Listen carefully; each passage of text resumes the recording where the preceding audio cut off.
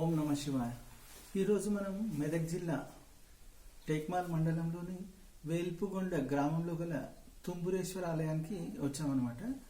మనకు ఆది ప్రణవనాదం అంటేనే ఓంకారం అని చెప్తారు కదా, అట్లాంటి ఓంకారాన్ని విశ్వవ్యాప్తం చేస్తూ నిరంతరం గానం చేసేవాళ్ళు మనకు పురాణాల్లో ఇద్దరు కనిపిస్తారు, నారదుడు తుంబురుడు. మనకు తెలుగు సినిమాల్లో కానీ ఎక్కడ కానీ మనం ఎక్కువగా వినిపించే పేరు నారదుడు. కాకపోతే తుంబురుడి పేరు ఎక్కువగా వినపడదు. కాకపోతే నారదుడితో సమానంగా ఈ ప్రణవనాదాన్ని, ఈ భగవద్ నామాన్ని, ఈ సంగీతానికి ఆద్యుడైన దేవదేవుడైన నారద తుంబురులిద్దరూ ఈక్వల్ అనమాట. అట్లాంటి తుంబురుడి మీదే తుంబురేశ్వరుడు అంటే తుంబురుడికి గుర్తుగా తుంబురేశ్వర ఆలయం నిర్మాణం జరగడం అంటే చాలా అత్యరుదు అనమాట.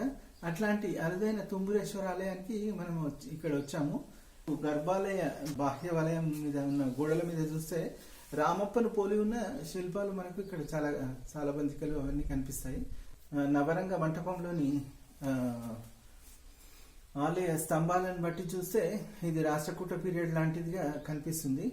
కాల భైరవులు కానీ మిగతా శిల్పాలు అవి చూస్తే సప్తమాతృకలు అవన్నీ చూస్తే రాష్ట్రకూటుల కాలం నాటిదిగా కనిపిస్తుంది. ఈ ఆలయ విశేషాలు పూర్తిగా మనం తెలుసుకుందాం రండి. తెలంగాణ చరిత్రలో మరొక మరచిన అధ్యాయం వేల్పుగొండ.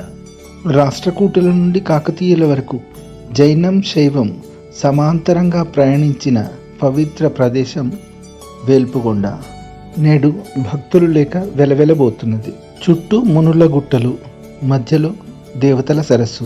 ఆ సరస్సు ఒడ్డునే ఉన్నది మనం చూడబోయే శ్రీ తుంబురేశ్వర ఆలయం. మనం ఇప్పుడు చూస్తున్నది ఆలయం ముందు కొండ శిఖరాగ్ర భాగాన ఉన్న మంటపం. ఇందులో బ్రహ్మసూత్ర శివలింగం ఉన్నది. దాని పక్కనే సరస్సు మధ్యలో ఉన్న మునుల గుట్టపై ఉండాల్సిన జైనుల 23వ తీర్థంకరుడైన పార్శ్వనాథుడి విగ్రహం ఉన్నది. యాక్చువల్గా దీన్ని ఆ మధ్యకాలంలో గుప్త నిధులు తవ్వుకెళ్ళే వారు తీసుకెళ్లారు. దాన్ని మళ్ళీ పోలీసులు రికవరీ చేసి ఇక్కడికి రప్పించారనమాట. ఇది దాదాపు 10వ శతాబ్దానికి చెందిన జైన పార్శ్వనాథుడి అతి సుందరమైన నల్లరాతి విగ్రహం. మనం ఇలాంటిదే మనం కొల్చారంలో కూడా చూసాం కదా, దాదాపు 12 అడుగుల ఎత్తైన విగ్రహం. గుడి ముందట కొండ పైభాగాన ఉన్న ఈ 4 కాళ్ల మంటపంలో ఉన్న ఈ శివలింగం బ్రహ్మసూత్ర శివలింగం. గుడిలో ఉన్న శివలింగం కంటే ఇది చాలా పెద్దది. క్షితిజ సమాంతరమైన ఈ శివలింగానికి బ్రహ్మసూత్రం స్పష్టంగా కనిపిస్తున్నది. బ్రహ్మసూత్ర శివలింగాన్ని దర్శించుకున్న మనందరం చాలా ధన్యులం. ఓం నమ శివాయ. కొండపై నుండి కొండ కింది వైపు దిగాలి సరస్సు వైపుకి. అది మనం చూడబోయే దేవతల సరస్సు ఒడ్డున గల శ్రీ తుంబురేశ్వర ఆలయం. ఇంతకుముందు అయితే కేవలం వేల్పుకొండ గ్రామం వరకే రోడ్డు ఉండేది. ఇప్పుడు ఆలయం వరకు మరియు ఆలయం చుట్టూరా కూడా సీసీ రోడ్ వేశారు. కాబట్టి ఈ ఆలయాన్ని సందర్శించుకోవడానికి ఎలాంటి ఇబ్బంది అయితే కలగదు. ఈ ఆలయాన్ని దర్శించుకునే ముందు మొదటగా ఈ గ్రామస్తులకు ప్రత్యేక ధన్యవాదాలు మనం తెలుపుకోవాలి. ఎందుకంటే వారి గ్రామ చరిత్రను పట్టుబట్టి అందరి సమిష్టి కృషితో ఈ ఆలయాన్ని జీర్ణోద్ధరణ చేసి పూర్తిగా రిస్టోర్ చేసి మరలా తిరిగి నిత్య పూజలు చేస్తున్నారు. ఈ ఆలయంలో నిత్య పూజలు అయితే జరుగుతున్నాయి. అర్చకుల వారు ఉదయమే నిత్యం పూజలు చేసి వెళ్ళిపోతారు. మనకు ఈ ఆలయం ఎప్పుడు మాత్రం తెరిచి ఉంటుంది. మనం ఏ టైంలో వచ్చినా కూడా ఆ ప్రాంతంలో స్వామివారిని దర్శించుకోవడం అయితే మధ్యాహ్నం పైన 12 తర్వాత నుంచి 4 వరకు అయితే దర్శించుకోవడం మంచిది కాదు. ఆ పొద్దున సాయంత్రం దర్శించుకోవచ్చు. ఏ టైంలో వచ్చినా కూడా పర్వాలేదు. ఇక్కడైతే భక్తులు ఉంటారు. లోకల్గా ఉండేవాళ్ళు మరియు ఈ ఆలయం గురించి తెలిసిన వాళ్ళు, ఈ ఆలయ చరిత్ర కానీ ఈ ఆలయం గురించి తెలిసిన వాళ్ళే బయట నుంచి కూడా వస్తారు. ఏ టైంలో అయినా రావచ్చు. మనము ఇక్కడ సమీపంలోనే 19 కిలోమీటర్ల దూరంలోనే ఏడుపాయల వనదుర్గాదేవి ఉంది. కాబట్టి అక్కడికి వచ్చిన వాళ్ళు కొల్చారం అటు వనదుర్గాదేవి కంటే ఏడుపాయల కంటే 3-4 కిలోమీటర్ల ముందే హైదరాబాద్ హైవే మీద ఉంటుంది కదా కొల్చారం పార్శ్వనాథుడి ఆలయం. మరియు వనదుర్గాదేవి మరియు శ్రీ తుంబురేశ్వర ఆలయం. ఈ 3 ఆలయాలు ఒకే రోజులో మనం దర్శించుకోవచ్చు అన్నమాట.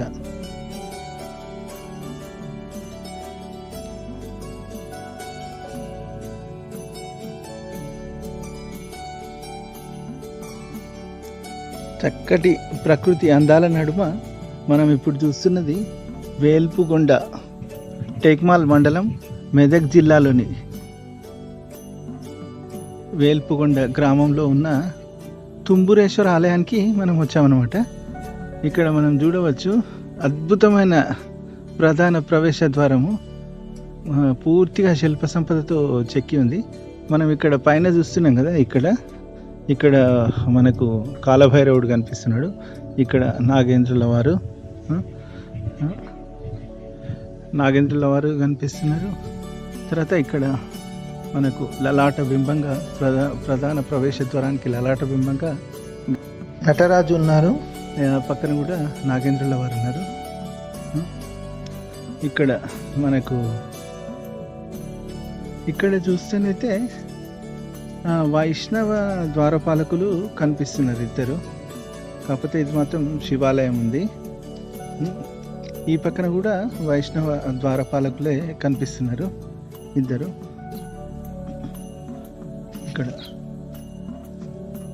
ఇక్కడ వైష్ణవ ద్వారపాలకులు కనిపిస్తున్నారు. ఇక్కడ కూడా వైష్ణవ ద్వారపాలకులు ఉన్నారు. కాకపోతే ఇక్కడేమో మనకు శివాలయం కనిపిస్తుంది. దీన్ని బట్టి ఇక్కడ ఇంకొక వైష్ణవాలయం కూడా ఉండేదని అర్థమవుతుంది. ఆలయాన్ని సందర్శించుకుందాం. అద్భుతమైన ప్రవేశ ద్వారం. ఇక్కడ మనకు ఒక పక్కన నాగేంద్రుల వారి నాగరాజు 5 తలల నాగరాజుది శిల్పం అయితే కనిపిస్తుంది. ఈ పక్కన అంటే దాదాపు ఈశాన్యములకు మనకు ఒక లింగం ఉంది. మనము ఆలయంలోకి వెళ్ళే ముందు పక్కన నంది, తర్వాత ఇది ఉంది కదా, ఇది లింగం కాదు, ఇది ఆలయ పైకప్పు భాగము. ఇంత అద్భుతంగా ఎక్కింది చూడండి. మనకు టర్నింగ్ చేసినా కూడా ఇలా అయితే పాసిబుల్ కాదనుకుంటాను. ఎట్లా చేసిండో ఇది అయితే 3 అంచెలుగా ఉంది. చాలా బాగా టర్నింగ్ చేసి అయితే ఉంది అది. చాలా అద్భుతమైన మనము ఆలయంలోకి వెళ్ళే ముందు ఒకసారి ఆలయ ప్రదక్షిణం చేసి వద్దామండి.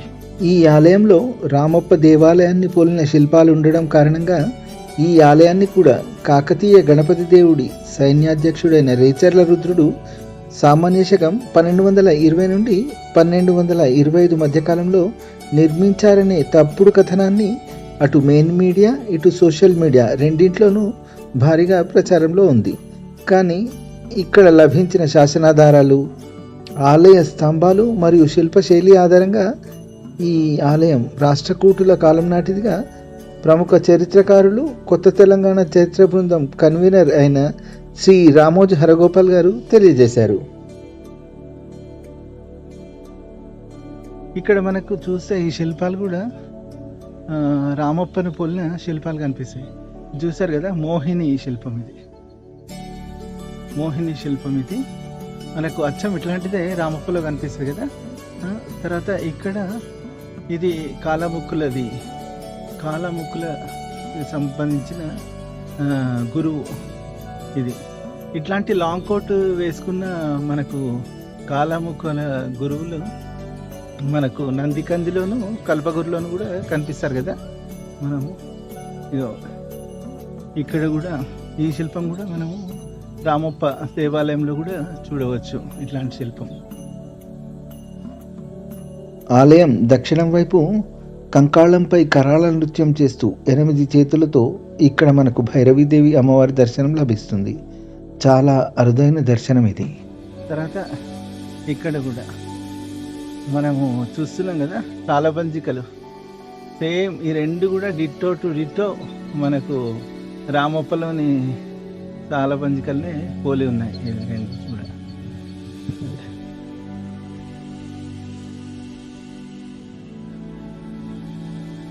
ఇంతటి మారుమూల పల్లెటూరులో ఇంతటి అద్భుతమైన దేవాలయం అంటే అసలు నమ్మశక్యంగా లేదు. దీని గురించి చరిత్రలో మరి ఎక్కడ ఏంటి అనేది పూర్తిగా అయితే లేదు. డీటెయిల్స్ కంప్లీట్గా ఏమన్నా ఉంటే చూద్దాం. అంటే మనకు పక్కనే నందికంది, కల్వగూరు ఇవైతే ఉన్నాయి. చూడండి, చేతిలో మనకు నందికంది శివాలయంలో కల్వగూరులో మనకు కాలాముకుల గురువులు చేతిలో లింగం వంటిది పట్టుకొని ఉన్నారు కదా, అట్లాంటిది ఇది ఆత్మలింగం ఏదో అంటారు కదా, అట్లాంటిది ఏమైనా కావచ్చు.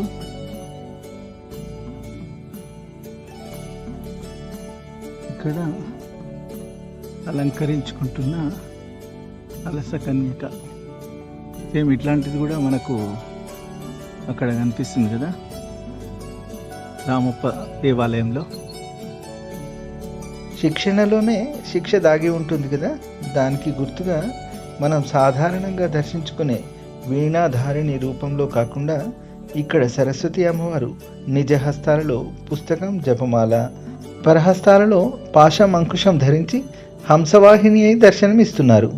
ఇది కూడా అరుదైన దర్శనమే.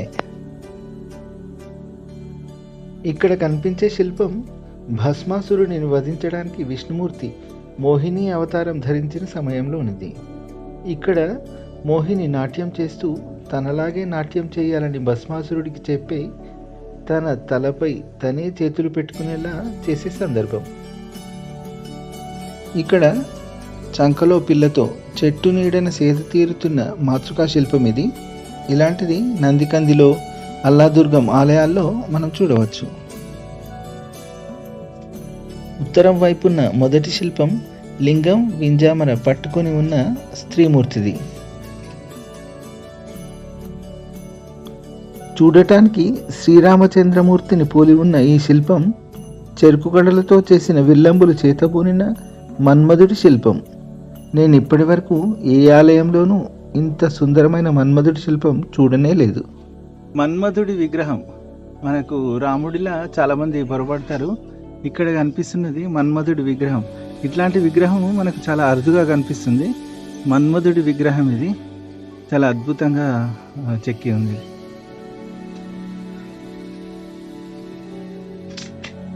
మహిషాసుర మర్దిని, వావ్, మహిషాసుర మర్దిని విగ్రహం ఇది.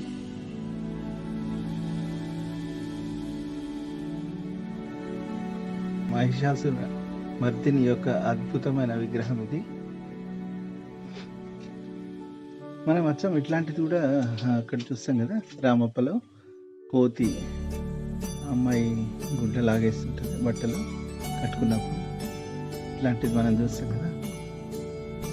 ఇది కూడా ఒక అక్కడ అలస కన్యకలు అంటారు కదా, అట్లాంటి శిల్పమే ఇది కూడా. ఇక్కడ మనకు కాలభైరవుడి శిల్పం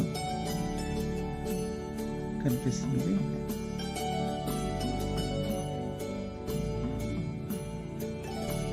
ఇది కూడా ఆత్మలింగం, లగుడం ధరించిన వీరశైవానికి చెందిన స్త్రీమూర్తి శిల్పం వంటిది. ఇలా గర్భాలయం వెలుపల వైపున్న గోడలపై 17 అద్భుతమైన శిల్పాలతో అలరారుతుంది ఈ తుంబురేశ్వర ఆలయం. ఇక్కడ ఆలయ పైకప్పు భాగం మరియు గర్భాలయ గోపురం పునర్నిర్మించబడినది. ఇది పాతది, రాష్ట్రకూటుల కాలం నాటిదైతే కాదు. ఇక్కడి స్తంభభాగం మరియు గర్భాలయ గోడలు, గర్భాలయ ముఖద్వారము మాత్రం పాతవే, రాష్ట్రకూటుల కాలం నాటిది. శ్రీ తుంబురేశ్వర ఆలయం, వేల్పుగొండ. ఇక్కడ మరొక అద్భుత వైష్ణవాలయం ఉండాలి. అది కూడా పూర్తిగా రిస్టోర్ చేయలేనంతగా శిథిలం అయ్యిందో ఏమో. ఆ ఆలయానికి చెందిన ప్రవేశ ద్వారాలు మరియు ఇంకొన్ని శిల్పాలు ఈ తుంబురేశ్వర ఆలయ నవరంగ మంటప ముందు భాగానికి చక్కగా అమర్చారు. మనం ఇక్కడ చూస్తున్న ఈ మంటప స్తంభాలు అల్లాదుర్గం బేతాళ స్వామి గుడిలోని చిత్రకంఠ స్తంభాలను పోలి ఉన్నాయి. నవరంగ మంటపంలోని నైరుతి మూలలో శివలింగాన్ని ఏర్పాటు చేశారు. భక్తులు స్వయంగా జలాభిషేకం చేయడం కొరకు.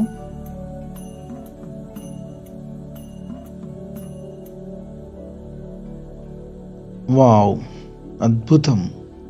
నల్లరాతి శిలలపై ఉలి చేసిన నాట్యంలా ఉంది ఈ గర్భాలయ ప్రవేశ ద్వారం. నందికంది, కలపగూరు, రామప్ప, వరంగల్ 1000 స్తంభాల ఆలయాల ప్రవేశ ద్వారాలను పోలి ఉంది ఈ గర్భాలయ ప్రవేశ ద్వారం. మహాద్భుతమైన శిల్ప సౌందర్యం చూడటానికి కళ్ళు, చెప్పటానికి మాటలు సరిపోని అద్భుతం ఇది.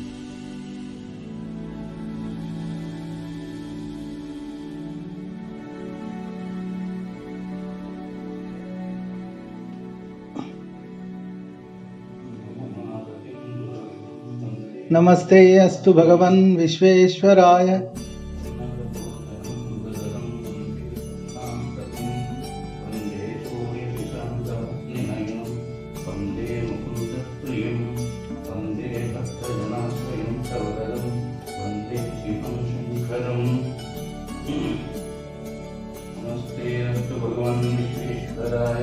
महादेवाय त्रयंबकाय त्रिकांतकाय त्रिकालाय मृत्युंजयाय नीलकंठाय सदाशिवाय श्रीमन्महादेवाय नमो नमः.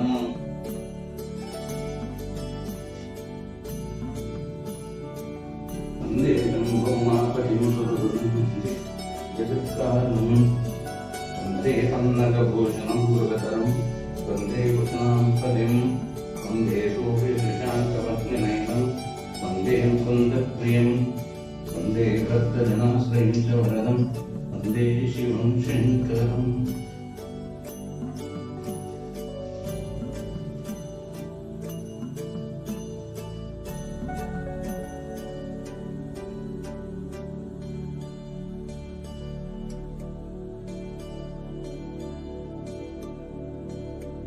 ఆలయంలో మనకు ఈశాన్యం పక్కన గర్భాలయంలో ఆంజనేయ స్వామి వారు, మరియు ఈ పక్కన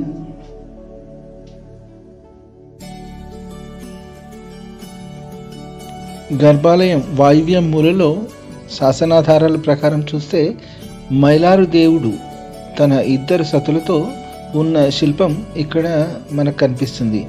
ఇది పురాతన శిల్పం. మైలారు దేవుడు అంటే ప్రస్తుతం మనం మల్లన్న స్వామిగా కొలుచుకునే దేవుడు అన్నమాట. ఇక్కడ మైలారు దేవుడు తన 2 సతులను తన వామాంకంపై కూర్చోబెట్టుకొని చిన్ముద్రలో తన కుడి చేతిలో జపమాలతో దర్శనమిస్తున్నారు.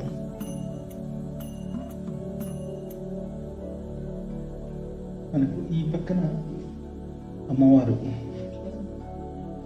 మరియు నాగరాజు కనిపిస్తుంది.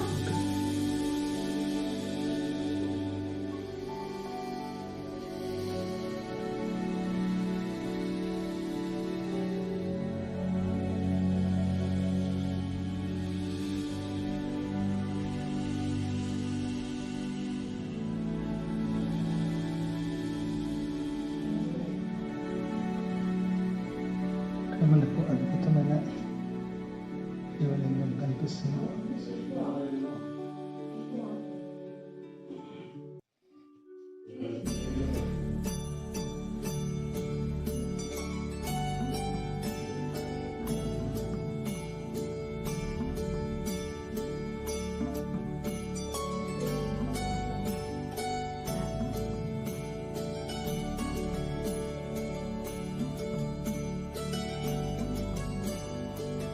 గుడి నవరంగ మంటపానికి బయట భాగంలో ఉన్న ప్రధాన ప్రవేశ ద్వారంలో మనకు వైష్ణవ ద్వారపాలకులున్నా కూడా గర్భాలయ ప్రవేశ ద్వారానికి మాత్రం శైవ ద్వారపాలకులు కనిపిస్తున్నారు. అద్భుతమైన శిల్పాలు.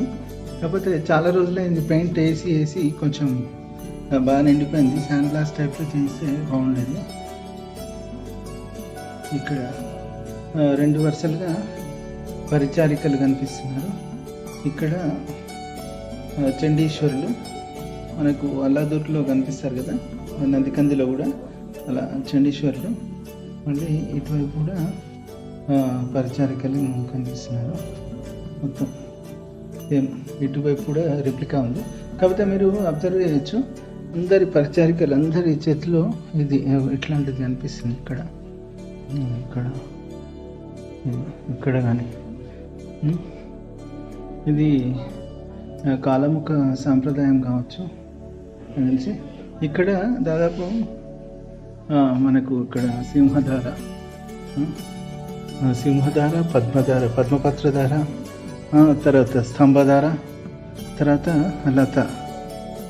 లతధార, తర్వాత ఇంకొకటి చక్రధార. అంటే మనకు దాదాపు ఐదు అంచెలుగా మనకు ఇక్కడ ప్రవేశ ద్వారం మనకు కనిపిస్తుంది. ఉత్తరాసి కూడా చాలా అద్భుతంగా ఉంది. మనకు లలాట బింబంగా మనకు గజలక్ష్మి అమ్మవారిని మనం ఇక్కడ చూస్తున్నాం. గజలక్ష్మి అమ్మవారు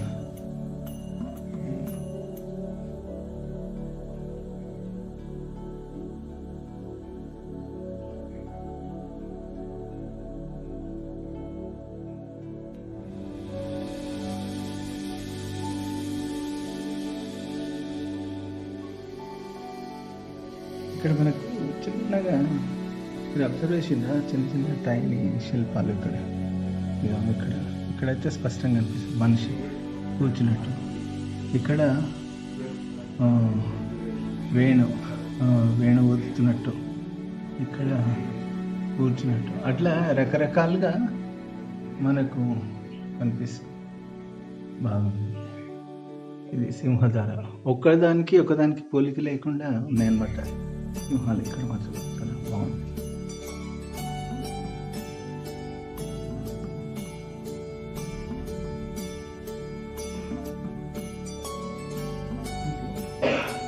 గడప, మెయిన్ గడప అత్యద్భుతంగా ఉంది.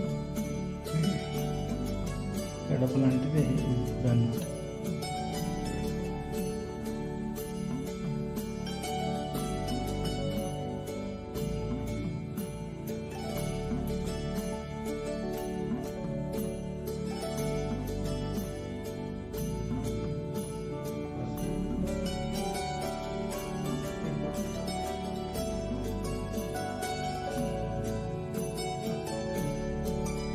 ఇక్కడ మనకు పక్కన సూర్య భగవానుడి విగ్రహం.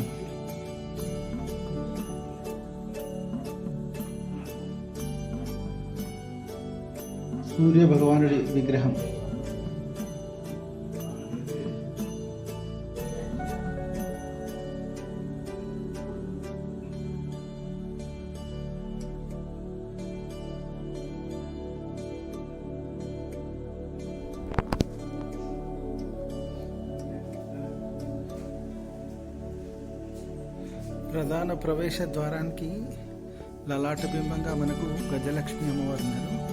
ఆ ఉత్తరాసి పైన ఉన్న 3 భాగాలు ఉన్నాయి కదా, అటు ఇటు బ్రహ్మ విష్ణు, మధ్యలో నటరాజస్వామి, నటరాజమూర్తి దర్శనమిస్తున్నాడు. ఇది చాలా చిన్నగా టైనీగా చెక్కిన నటరాజస్వామి వారి విగ్రహం. ఇవండి శ్రీ తుంబురేశ్వర ఆలయ విశేషాలు. తప్పకుండా ఈ వీడియోని లైక్ చేయండి. ఈ ఆలయం గురించి 10 మందికి తెలిసేలా ఈ వీడియోని షేర్ చేయండి. ఆలయం ముందు భాగంలో మనకు ఒక రాతి గుండుపై భైరవీదేవి శిల్పం చెక్కబడి ఉంది. 8 చేతులతో విరాట్ స్వరూపంతో ఉన్న ఈ భైరవీదేవి శిల్పానికి ఇరుపక్కల పరిచారికలు ఉన్నారు. భైరవీదేవి శిల్పం ముందు కాలముఖుల గురువు శిల్పం కూడా చెక్కబడి ఉంది. ఇక్కడ మనం చూడవచ్చు భైరవీదేవి శిల్పంకి ఇరుపక్కల భైరవీదేవి పరిచారికలు ఉన్నారు. ఇదండి శ్రీ తుంబురేశ్వర ఆలయ విశేషాలు. తప్పకుండా ఈ వీడియోని లైక్ చేయండి. ఈ ఆలయ విశేషాలు 10 మందికి తెలిసేలా షేర్ చేయండి.